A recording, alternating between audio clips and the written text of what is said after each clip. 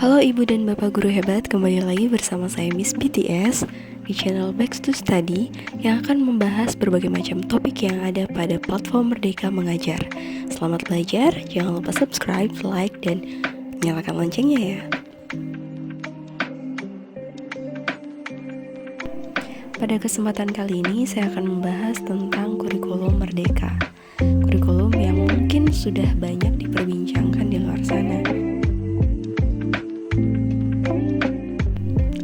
Kurikulum memiliki makna yang kompleks dan multidimensi, sering dimaknai sebagai jantungnya pendidikan, yang memuat titik awal sampai dengan titik akhir pengalaman belajar murid. Di beberapa negara, komponen kurikulum diklasifikasikan menjadi 3 bagian, yaitu tujuan pembelajaran, panduan pedagogi, dan panduan asesmen. Berdasarkan komponen itu, satuan pendidikan dapat menyusun atau mendesain kurikulum yang disesuaikan dengan kebutuhan murid.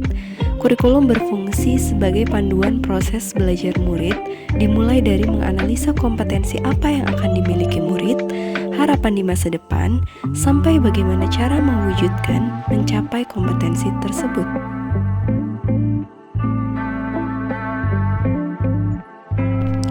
Kurikulum yang baik adalah kurikulum yang sesuai dengan zamannya.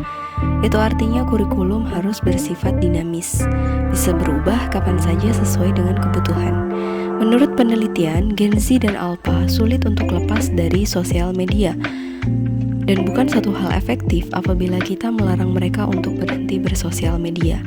Keadaan itu sebenarnya bisa dimanfaatkan oleh pendidik untuk mendesain pembelajaran yang lebih menarik dengan memanfaatkan platform digital yang tentunya harus disesuaikan dengan fasilitas belajar yang mendukung. Kurikulum perlu diadaptasi terlebih dahulu sesuai dengan keberadaan lingkungan sekolah. Hal itu dikarenakan terdapat perbedaan lingkungan dan ekosistem di tiap sekolah, serta perubahan yang terus terjadi di sekitar kita. Dalam mengembangkan KOSP, perlu memahami kerangka dasar kurikulum, seperti tujuan pendidikan nasional, profil pelajar Pancasila, struktur kurikulum, prinsip pembelajaran dan asesmen, serta capaian pembelajaran. Kemudian menganalisa kebutuhan murid dan kondisi sekolah, serta mengintegrasikan visi sekolah ke dalam KOSP. Selain itu, adaptasi kurikulum tidak hanya memperhatikan faktor geografis saja, melainkan juga memperhatikan faktor budaya dan sosiologis agar implementasi kurikulum dekat dengan kehidupan dan kebutuhan murid dalam menghadapi zamannya.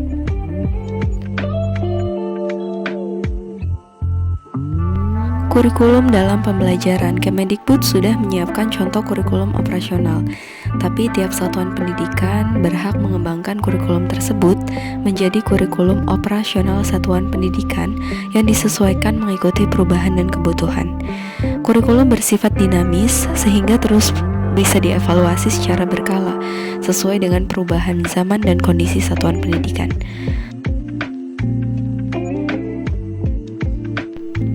Komponen operasional satuan pendidikan ada yang jangka panjang dan ada pula yang jangka pendek.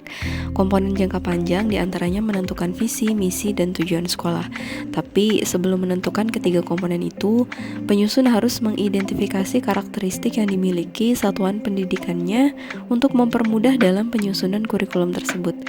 Sementara komponen jangka pendek seperti rencana pembelajaran, pengorganisasian pembelajaran, dan sistem pendampingan atau evaluasi dan pengembangan profesional sudah menjadi kewenangan tiap satuan pendidikan, yang artinya sekolah berhak menyiapkan atau mengatur alur tujuan pembelajaran, modul ajar, media ajar, sampai dengan asesmennya, juga program prioritas yang akan dilaksanakan.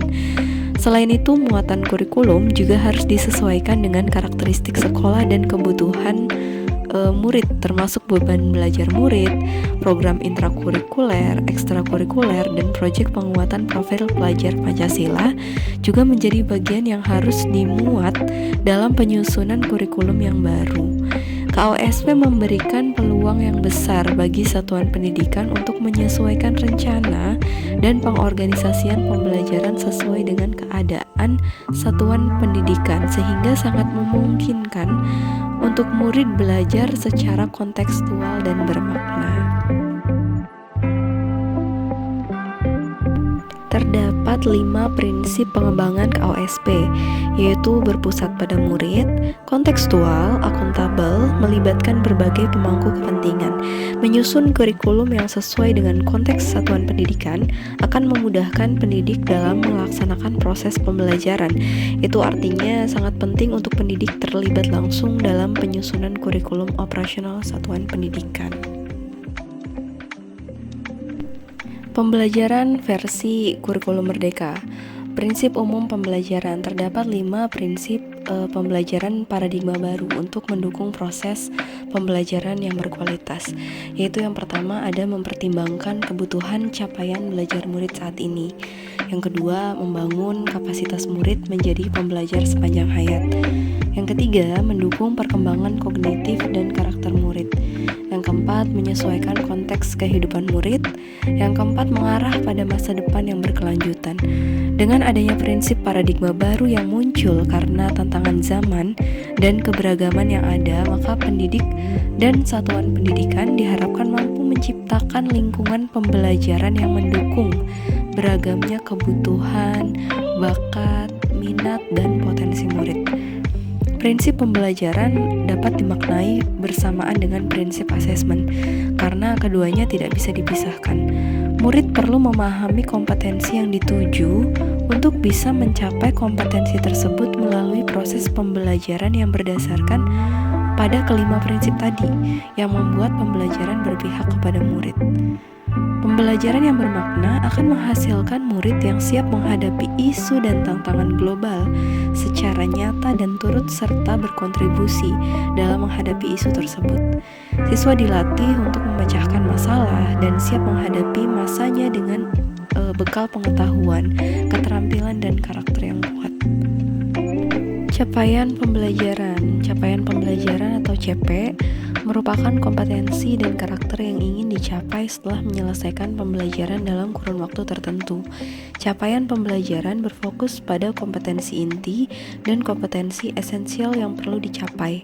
Capaian pembelajaran disusun dengan memperhatikan tahapan-tahapan perkembangan murid sesuai usia. Capaian pembelajaran dirancang per fase, seperti fase pondasi atau PAUD, fase A kelas 1 sampai dengan kelas 2, fase B kelas 3 sampai dengan kelas 4, fase C kelas 5 sampai dengan kelas 6, fase D kelas 7 sampai kelas 9, fase E kelas 10 sampai 11, fase F kelas 12.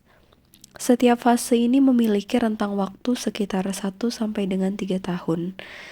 Dengan begitu, baik pendidik maupun murid memiliki waktu yang cukup panjang untuk menguasai, mengembangkan kompetensi, dan memperdalam pemahaman.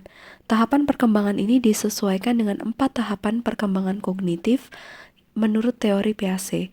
Jadi setiap fase memiliki tingkatan kompetensi yang bertahap dan disesuaikan dengan tahapan perkembangan murid. Kompetensi dalam capaian pembelajaran menggunakan pendekatan konstruktivisme, yaitu proses membangun pengetahuan baru yang dilakukan sendiri oleh murid. Pengetahuan ini dibangun dari kemampuan awal, pengalaman belajar, dan interaksi sosial yang dimiliki murid. Pendekatan ini akan mengarahkan murid untuk aktif menemukan pemahamannya sendiri berdasarkan pengetahuan yang dimilikinya. Tujuan dari pendekatan konstruktivisme adalah untuk membangun pemahaman dengan menciptakan sebuah karya dengan berbekal pengetahuan dan keterampilan.